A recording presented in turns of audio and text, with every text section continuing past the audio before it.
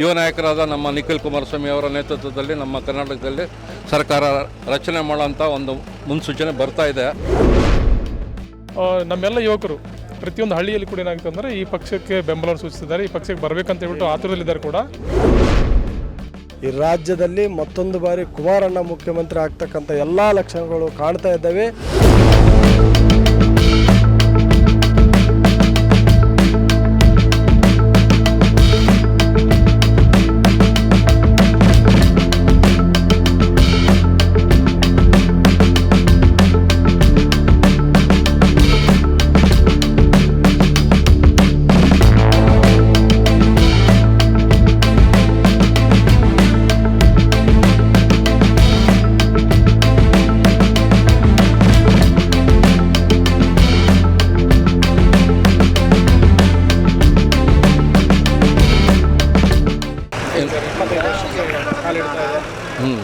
JDS party 25 ವರ್ಷ ಆಗಿದೆ. ನಮ್ಮ ಮಾಜಿ ಪ್ರಧಾನಿ ದೇವೇಗೌಡರು ಅವರು ಈ ಒಂದು JDS ಪಕ್ಷನ ಇಲ್ಲಿವರೆಗೂ ತಂದಿದ್ದಾರೆ. ಇನ್ನು ಮುಂದೇನೋ ಈ ಥರ ಸಿಲ್ವರ್ ಜೂಬ್ಲಿ ಆಗಿದೆ. ಮುಂದಿನ ಚುನಾವಣೆಗೆ ಎಲ್ಲ ಇದು ಮಾಡ್ತಾ ಇದ್ದಾರೆ. ಆ ಮುಂದಿನ ಚುನಾವಣೆಯಲ್ಲೂ ಅಷ್ಟೇ ನಮ್ಮ ಪಕ್ಷ ಜಿಲ್ಲಾ ಪಂಚಾಯತ್ ಇದೆ, ಕಾರ್ಪೊರೇಷನ್ ಇದೆ, ನೆಕ್ಸ್ಟು ಹಾಗೆಯೇ ಮುಂದಿನ MLAಗೂ ಎಲ್ಲ ತಯಾರಿ ಮಾಡ್ತಾಯಿದ್ದಾರೆ ದೇವೇಗೌಡರ ನೇತೃತ್ವ ಹಾಗೂ ಯುವ ನಾಯಕರಾದ ನಮ್ಮ ನಿಖಿಲ್ ಕುಮಾರಸ್ವಾಮಿ ಅವರ ನೇತೃತ್ವದಲ್ಲಿ ನಮ್ಮ ಕರ್ನಾಟಕದಲ್ಲಿ ಸರ್ಕಾರ ರಚನೆ ಮಾಡೋಂಥ ಒಂದು ಮುನ್ಸೂಚನೆ ಬರ್ತಾ ಇದೆ. ಹಾಗೆಯೇ ನಮ್ಮ ಇದರೊಳಗಡೆ ಅಷ್ಟೇ ನಮ್ಮ ಕುಮಾರಣ್ಣವರು ಕೇಂದ್ರದ ಮಂತ್ರಿ ಆಗಿದ್ದಾರೆ. ಹಲವಾರು ಕಾರ್ಯಕ್ರಮಗಳನ್ನ ಕರ್ನಾಟಕದಲ್ಲಿ ಕೊಡ್ತಾ ಇದ್ದಾರೆ. ಆದರೆ ನಮ್ಮ ಸರ್ಕಾರದವರು ಸ್ವಲ್ಪ ಇದು ಕೊಟ್ಟಿದ್ದರೆ ಚೆನ್ನಾಗಿರೋದು. ನಮ್ಮ ಸರ್ಕಾರದವರು ಅವ್ರಿಗೆ ಇದನ್ನು ತೋರಿಸ್ತಾ ಇಲ್ಲ. ಯಾವುದೇ ಥರದ್ದು ಇದು ಮಾಡಿದ್ರು ಅದು ಇದನ್ನು ಮಾಡ್ತಾ ಇದ್ದಾರೆ. ಅದರಿಂದ ಸ್ವಲ್ಪ ಕುಮಾರಣ್ಣವರು ನಮ್ಮ ಕರ್ನಾಟಕದಲ್ಲಿ ಬೇಜಾರಾಗಿದ್ದಾರೆ. ಈ ಪಕ್ಷ ಈ ಥರ ಆಗ್ತಾಯಿದೆ ಹಾಗೆ ಹೀಗೆ ಅಂದ್ಬಿಟ್ಟು. ಬಟ್ ಆದ್ರೂ ನಮ್ಮ ಮುಂದಿನ ಚುನಾವಣೆಯಲ್ಲಿ ನಮ್ಮ ಇವರು ಅಭ್ಯರ್ಥಿಗಳು ಇದು ಜತ್ತಿಲಿ ಆಗಿರಲಿ, ಜಿಲ್ಲಾ ಪಂಚಾಯತಲ್ಲಿ ಪಂಚಾಯತ್ ಚುನಾವಣೆಗಳಲ್ಲಿ ಹೆಚ್ಚಿನ ಸಂಖ್ಯೆಯಲ್ಲಿ ಆರಿಸ್ಕೊಂಬರ್ತಾರೆ. ನಮ್ಮ ಯುವ ನಾಯಕರಾದ ನಮ್ಮ ನಿಖಿಲ್ ಕುಮಾರಸ್ವಾಮಿ ಅವರ ನೇತೃತ್ವದಲ್ಲಿ ಕರ್ನಾಟಕದಲ್ಲಿ ಈ ಏನು ಒಂದು JDS ಪಕ್ಷ ಇದೆ ಮುಂದೆ ಬರ್ತದೆ.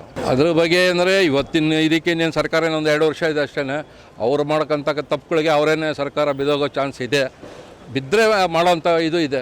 ಯಾವತ್ತೂ ಅಷ್ಟೇ ಅಲ್ವರ ವಿರೋಧ ಪಕ್ಷ ಅನ್ನೋದು ಯಾವತ್ತು ಆಸೆ ಇರುತ್ತೆ ಸರ್ಕಾರ ರಚನೆ ಮಾಡಬೇಕು ಅಂತ. ಅವ್ರು ಸರ್ಕಾರ ಅವ್ರದ್ದೇನಾರು ಅವ್ರ ಕೈಯಲ್ಲಿ ಆಗಿಲ್ಲ ಅಂದರೆ ನಮ್ಮ JDS ಅವರು ಸರ್ಕಾರ ರಚನೆ ಮಾಡ್ತಾರೆ. 25ನೇ ವರ್ಷ ರಜತ ಮಹೋತ್ಸವ ಏನು ಹೇಳ್ತೀರಾ ಸರ್? JDS ಪಕ್ಷವು ಇಂದಿಗೆ ರಜತ ಮಹೋತ್ಸವ ಆಚರಣೆ ಮಾಡಿಕೊಳ್ತಕ್ಕಂಥದ್ದು ಕರ್ನಾಟಕದ ಎಲ್ಲ ರೈತ ಬಾಂಧವರಿಗೂ ಮತ್ತು ದೀನದಲಿತರ ಒಂದು ಹೇಳಿಕೆ ಅಂತ ಹೇಳಬಹುದಾಗಿರ್ತಕ್ಕಂಥದ್ದು. ಕಾರಣ ಏನಂತಂದರೆ ಇಲ್ಲಿವರೆಗೂ ಒಂದು ಪ್ರಾದೇಶಿಕ ಪಕ್ಷ 25 ವರ್ಷಗಳ ಕಾಲ ಸತತವಾಗಿ ಒಂದು ರಾಜ್ಯದಲ್ಲಿ ಕೆಲಸ ಮಾಡ್ತಾ ಬಂದಿದೆಯಪ್ಪ ಅಂತಂದರೆ ಅದು ಆಡಳಿತವಾಗಿ ಮತ್ತು ವಿರೋಧ ಪಕ್ಷದಲ್ಲಿದ್ದು ಇವತ್ತು ಒಂದು ಕಾರ್ಯಕ್ರಮ ಇದೆಯಪ್ಪ ಅಂತಂದ್ರೆ ಕರೆ ಕೊಟ್ಟಿರಪ್ಪ ಅಂತಂದರೆ ಸುಮಾರು ಸಾವಿರಾರು ಜನಗಳ ಸಂಖ್ಯೆಯಲ್ಲಿ ಬರ್ತಿದ್ದಾರೆ ಅಂತಂದರೆ ಅದಕ್ಕೆ ದೇವೇಗೌಡರು ಕೊಡುಗಿರ್ತಕ್ಕಂಥದ್ದು ಮತ್ತು ಕುಮಾರಣ್ಣವರು ಕೊಡುಗಿರ್ತಕ್ಕಂಥದ್ದು. ಅದರ ಜೊತೆಯಲ್ಲಿ ಈಗ ಏನಾಗಿದೆಪ್ಪ ಅಂತಂದರೆ ಇತ್ತೀಚಿನ ದಿನಗಳಲ್ಲಿ ಒಂದು ಸುಮಾರು 2 ವರ್ಷಗಳ ಹಿಂದೆಗಡೆ ಏನಾಗಿದೆ ಅಂತಂದರೆ ಅದು ಯುವ ನಾಯಕರಾಗಿರ್ತಕ್ಕಂಥ ನಿಖಿಲ್ ಕುಮಾರಸ್ವಾಮಿ ಅವರು ಕೂಡ ಆ್ಯಕ್ಟಿವ್ ಆಗಿ ಕೆಲಸ ಮಾಡ್ತಿದ್ದಾರೆ. ಅದರಿಂದ ಇವತ್ತು ನಮ್ಮೆಲ್ಲ ಯುವಕರು ಪ್ರತಿಯೊಂದು ಹಳ್ಳಿಯಲ್ಲಿ ಕೂಡ ಏನಾಗುತ್ತೆ ಅಂದರೆ ಈ ಪಕ್ಷಕ್ಕೆ ಬೆಂಬಲವನ್ನು ಸೂಚಿಸಿದ್ದಾರೆ, ಈ ಪಕ್ಷಕ್ಕೆ ಬರಬೇಕಂತ ಹೇಳ್ಬಿಟ್ಟು ಆತುರದಲ್ಲಿದ್ದಾರೆ ಕೂಡ. ಹಾಗಾಗಿ ಈಗ ದೊಡ್ಡವರು ದಾರಿಯಲ್ಲಿ ಏನು ಹಾಕಿಕೊಟ್ಟಿದ್ದಾರೆ ಮಾರ್ಗದರ್ಶನದಲ್ಲಿ ಏನಪ್ಪ ಅಂತಂದರೆ ಎಲ್ಲರೂ ಕೂಡ ಹೋಗ್ತಕ್ಕಂಥ ಕೆಲಸ ಮಾಡ್ತಿದ್ದೇವೆ. ಕಾರಣ ಏನಂತಂದರೆ ಅವರು ರೈತರ ಪರವಾಗಿರ್ತಕ್ಕಂಥ ಯೋಜನೆಗಳಾಗಲಿ ಆಗಿರ್ಬೋದು. ಮತ್ತು ನಮ್ಮ ಕಡೆ ವಿಶೇಷವಾಗಿ ನಾವು ಮಾನ್ವಿ ತಾಲೂಕಿನಿಂದ ಮಾತಾಡ್ತಿದ್ದೇವೆ. ಆ ರಾಯಚೂರು ಜಿಲ್ಲೆಗೆ ಕೃಷ್ಣ ಬಲದಂಡೆ ಏನಿದೆಯಲ್ರಿ ಅದು ದೇವೇಗೌಡರೊಂದು ಕೊಡುಗಿರ್ತಕ್ಕಂಥದ್ದು. ಇವತ್ತು ಅವರು 70 ಎಕರೆ ಭೂಮಿ ಇದ್ದರೂ ಕೂಡ ಒಪ್ಪತ್ತಿಗೂಟ ಇಲ್ಲದಂಥ ರೀತಿಯಲ್ಲಿ ಅವರಿದ್ದರು. ಆದರೆ ದೇವೇಗೌಡರು ಬಂದ ಮೇಲೆ ಏನಪ್ಪ ಅಂತಾರೆ ನೀರಾವರಿ ಮಾಡೋದಕ್ಕೋಸ್ಕರವಾಗಿ ಅಲ್ಲಿ ಇವತ್ತು ನಮಗೆ ಆ ಪಕ್ಷದ ಬಗ್ಗೆ ಜಾಸ್ತಿ ಅಭಿಮಾನ ಇರ್ತಕ್ಕಂತಾಗ್ತದೆ. ಅದರ ಜೊತೆಯಲ್ಲಿ ಕುಮಾರಣ್ಣವರು ರೈತರಿಗೋಸ್ಕರವಾಗಿರ್ತಂಥ 25,000 ಕೋಟಿ ರೂಪಾಯಿ ಮನ್ನಾ ಮಾಡಿದ್ದಾರೆ. ಹಾಗಾಗಿ ಈ ಒಂದು ಪಕ್ಷಕ್ಕೆ ಮತ್ತು ಕಾರ್ಮಿಕರ ಪರವಾಗಿರ್ತಕ್ಕಂಥ ಯೋಜನೆ ಮಾಡಿದ್ದಾರೆ. ಹಾಗಾಗಿ ಕಾರ್ಮಿಕರು ಮತ್ತು ಈ ಒಂದು ರೈತರು ಓಕೆ ರೀ, ಆಮೇಲೆ ವಿದ್ಯಾರ್ಥಿಗಳು ಕೂಡ ಏನಂತಂತಾರೆ ಇವರಲ್ಲಿ ಏನಂತಂದರೆ ಈ ಒಂದು ಪಕ್ಷಕ್ಕೆ ಜಾಸ್ತಿ ಬೆಂಬಲ ಸೂಚಿಸ್ತಕ್ಕಂತಾಗಿದೆ. ಹಾಗಾಗಿ ಈ ಯುವಕರನ್ನ ಮತ್ತು ರೈತರನ್ನ ಕಾರ್ಮಿಕರನ್ನ ಬಿಸ್ನೆಸ್ ಮಂದಿಗಳಿಗೆ ಇಟ್ಕೊಂಡೇನಪ್ಪ ಅಂತ ನಾವು ಪಕ್ಷವನ್ನು ಕಟ್ಟೋದಕ್ಕೆ ತಯಾರಾಗಿದ್ದೇವೆ ಕೂಡ. ಮುಂಬರೋ ದಿನಗಳಲ್ಲಿ ಯಾವುದೇ ಕಾರಣಕ್ಕೂ ಯಾರು ಹೇಳಿದ್ರೂ ಕೇಳೋದಂಥ ಸ್ಥಿತಿ ಜನಗಳಿಲ್ಲ ಸರ್ ಕರ್ನಾಟಕ ಜನಗಳು ಇವತ್ತು. ಯಾಕಂದರೆ ಇವರೇನು ಈಗ ಆಡಳಿತದಲ್ಲಿರ್ತಕ್ಕಂಥ ಕಾಂಗ್ರೆಸ್ ಪಕ್ಷ ಏನು ಮಾಡ್ತಾಯಿದ್ದಪ್ಪ ಅಂತಂದರೆ ಯಾವುದೇ ಯೋಜನೆಗಳಿಲ್ಲ, MLAಗಳಿಗೆ ಅನುದಾನ ಕೂಡ ಇಲ್ಲ, ಒಂದು ರಸ್ತೆ ಕೂಡ ರಿಪೇರ್ ಆಗ್ತಾಯಿಲ್ಲ ಸರ್. ಇಂಥ ಒಂದು ಪರಿಸ್ಥಿತಿಯಲ್ಲಿ ಜನಗಳು ರೋಷಿ ಹೋಗಿದ್ದಾರೆ. ಹಾಗಾಗಿ ನಮ್ಮ ಪಕ್ಷಕ್ಕೆ ಮುಂಬರುವ ದಿನಗಳಲ್ಲಿ ಒಳ್ಳೆಯ ಭವಿಷ್ಯ ಇರ್ತಕ್ಕಂಥದ್ದು. ಎಲ್ಲ ಜನಗಳ ಬೆಂಬಲದಿಂದ ಖಂಡಿತವಾಗಿಯೂ ಕುಮಾರಣ್ಣವರು ಮುಖ್ಯಮಂತ್ರಿ ಆಗ್ತಾರೆ. ಅದೇ ರೀತಿಯಲ್ಲಿ ಮಾನ್ವಿ ತಾಲೂಕಿನಲ್ಲಿ ಕೂಡ ನಮ್ಮ ವೆಂಕಟಪ್ಪ ನಾಯಕರು ಮಾಡಿರ್ತಕ್ಕಂಥ ಕೆಲಸಗಳು 25 ವರ್ಷಗಳ ಆಡಳಿತ ಮಾಡಿರ್ತಕ್ಕಂಥ ಯಾವುದೇ MLA ಕೂಡ ಮಾಡಿಲ್ಲ ಸರ್. ಸೊ ಅದರಿಂದ ಕೂಡ ಇವತ್ತಿಗೂ ಅದೇ ಪಕ್ಷದವ್ರು ನಮಗೆ ಹೇಳ್ತಿದ್ದಾರೆ, ನಿಮ್ಮಷ್ಟು ಕೆಲಸ ನಮ್ಗೆ ಆಗಿಲ್ಲಪ್ಪ, ನಾವು ಗ್ಯಾರಂಟಿ ನಿಮ್ಮದೇ ಮುಂದೆ ಬರ್ತಕ್ಕಂಥದ್ದು ಒಳ್ಳೆ ದಿನಗಳನ್ನು ಹೇಳಿಕೊಂಡು ಕೊಡ್ತಿದ್ದಾರೆ ಸರ್. ಹಾಗಾಗಿ ಎರಡನೇ ಮಾತಿಲ್ಲ ಸರ್, ಈ ಮುಂದಿನ ದಿನಗಳಲ್ಲಿ JDS ಪಕ್ಷ ಅಧಿಕಾರಕ್ಕೆ ಬಂದೇ ಬರ್ತಂತ ಹೇಳ್ತಾ ನಾನು 2 ಮಾತು ಮುಗಿಸ್ತೇನೆ.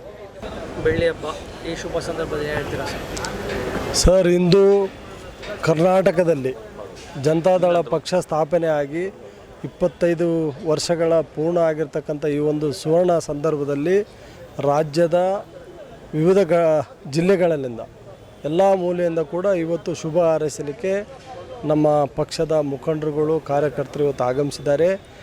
ಬಹುಶಃ ಇಡೀ ನಮ್ಮ ಕರ್ನಾಟಕ ರಾಜ್ಯದಲ್ಲೇ ರೈತರ ಪರವಾಗಿ ಇರ್ತಕ್ಕಂಥ ಏಕೈಕ ಪಕ್ಷ ಅಂತಂದರೆ ನಮ್ಮ ಜನತಾದಳ ಪಕ್ಷ ಅಂತಕ್ಕಂಥ ಹೆಮ್ಮೆ ನಮಗಿದೆ.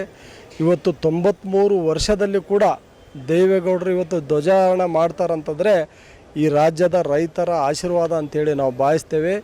ಖಂಡಿತವಾಗಲೂ ಮುಂದಿನ ದಿನಗಳಲ್ಲಿ ಯಾವ ರೀತಿ ಬಿಹಾರದಲ್ಲಿ ಒಂದು ಸುನಾಮಿ ಥರ ಇವತ್ತು BJP ಮತ್ತು NDA ಅಲಯನ್ಸ್ ಏನು ಸರ್ಕಾರ ರಚನೆ ಮಾಡಿದ್ವು, ಖಂಡಿತವಾಗಲೂ ಕೂಡ ಕುಮಾರಣ್ಣನವರ ನೇತೃತ್ವದಲ್ಲಿ ಈ ರಾಜ್ಯದಲ್ಲಿ ಮತ್ತೊಂದು ಬಾರಿ ಕುಮಾರಣ್ಣ ಮುಖ್ಯಮಂತ್ರಿ ಆಗ್ತಕ್ಕಂಥ ಎಲ್ಲ ಲಕ್ಷಣಗಳು ಕಾಣ್ತಾ ಇದ್ದಾವೆ. ಆ ನಿಟ್ಟಿನಲ್ಲಿ ನಾವೆಲ್ಲರೂ ಕೂಡ ಸಕ್ರಿಯವಾಗಿ ಇವತ್ತು ನಮ್ಮ ನೆಕ್ಸ್ಟ್ ಜನ್ರೇಷನ್ ಮುಖಂಡರಾಗಿರ್ತಕ್ಕಂಥ ಯುವ ನಾಯಕರಾಗಿರ್ತಕ್ಕಂಥ ನಿಖಿಲ್ ಕುಮಾರಣ್ಣನವರು ಕೂಡ ಆ್ಯಕ್ಟಿವ್ ಆಗಿದ್ದಾರೆ. ಭಾಳ ಸಂತೋಷ ಆಗ್ತದೆ. ನಾವೆಲ್ಲರೂ ಕೂಡ ಇವತ್ತು 3ನೇ ಜನ್ರೇಷನ್ ಇವತ್ತು ಈ ಕರ್ನಾಟಕಕ್ಕೆ ಲೀಡರ್ಶಿಪ್ ಸಿಗ್ತಾಯಿದೆ ಅಂದರೆ ಅದು ಅವರ ಮಾಡಿರ್ತಕ್ಕಂಥ ಇಲ್ಲಿವರೆಗೆ ಅವರು ಮಾಡಿರ್ತಕ್ಕಂಥ ಬಡವರ ಪರ, ಅಲ್ಪಸಂಖ್ಯಾತರ ಪರ, ದಲಿತರ ಪರ, ಹಿಂದುಳಿದವರ ಪರ ಮಾಡಿರ್ತಕ್ಕಂಥ ಕೆಲಸನೇ ಕಾರಣ ಅಂತೇಳಿ ನಾವು ಭಾವಿಸುತ್ತಾ ಈ ಮತ್ತೊಂದು ಬಾರಿ ನಮ್ಮ ಪಕ್ಷಕ್ಕೆ ಶುಭ ಹಾರೈಸುತ್ತಾ ಖಂಡಿತವಾಗಲೂ ಕುಮಾರಣ್ಣನವರು 2028ಕ್ಕೆ ಮುಖ್ಯಮಂತ್ರಿ ಆಗೇ ಆಗ್ತಾರೆ ಅಂತಕ್ಕಂಥ ಭಾವನೆ ವ್ಯಕ್ತಪಡಿಸ್ತಿದ್ದೀವಿ. ನಾವೆಲ್ಲರೂ ಕೂಡ ಶ್ರೀ ರಾಜ ವೆಂಕಟಪ್ಪ ನಾಯಕ್ ಅವರ ಮಾನ್ವಿ ಕ್ಷೇತ್ರದಿಂದ ಆಗಮಿಸಿದ್ದೀವಿ.